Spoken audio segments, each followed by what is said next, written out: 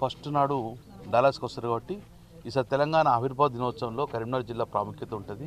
కాబట్టి మేమందరం కూడా సుమారు 10 నుంచి 11 రోజుల వరకు విదేశీ పర్యటనలో భాగంగా తెలంగాణ ఆవిర్భావ దినోత్సవం డాలస్లో అమెరికాకు అటెండ్ అవుతున్నాం. కాబట్టి ప్రజలందరికీ మీడియా ద్వారా తెలియజేసేది 10 నుంచి 12 రోజుల వరకు కూడా మేము అమెరికా పర్యటన ఉంటాం. కాబట్టి దానికి కరీంనగర్ ప్రజలు కూడా ఇన్ఫర్మేషన్ ఇవ్వాలని చెప్పి ఇవ్వడం జరుగుతుంది. Thank you very much.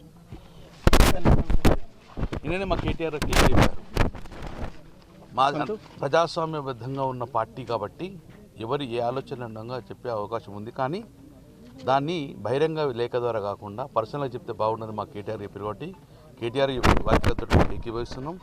డెఫినెట్గా అంతిమంగా మా లీడర్ కేసీఆర్ గారు బాటలో మేము నడుస్తాం. 100% ఇక్కడే లేదు. రేపు కేసీఆర్ గారు ఏ ఆదేశం ఇస్తే ఆ ఆదేశాన్ని ఫాలో చేసే మేమందరం కార్యకర్తలు 99.9% కేసీఆర్ గారు ఆదేశాలు పాటించే వ్యక్తులు మాకుంటారు. సో కవిత లెటర్ గురించి నిన్ననే కేటీఆర్ గారు క్లియర్ చెప్పడం జరిగింది. సో ఆ కేటీఆర్ గారి వాక్యాలతో మేమందరం ఎక్కివస్తాం. కొత్త పార్టీ పెడుతుందని చెప్పి ఒక అపోహ వచ్చింది. ఎవరైనా పార్టీ పెట్టుకోవచ్చు, ఏ పార్టీ పెట్టుకోవచ్చు. కానీ కేసీఆర్ గారు కూతురుగా పెట్టే పార్టీకి ఎంత వాల్యూ ఉంటుంది. కానీ ఆల్రెడీ కేసీఆర్ గారు ఉన్నారు కాబట్టి అది ఊహాజనితమే. పార్టీ పెట్టినప్పుడు మళ్ళీ ఆలోచన గురించి మాట్లాడదాం.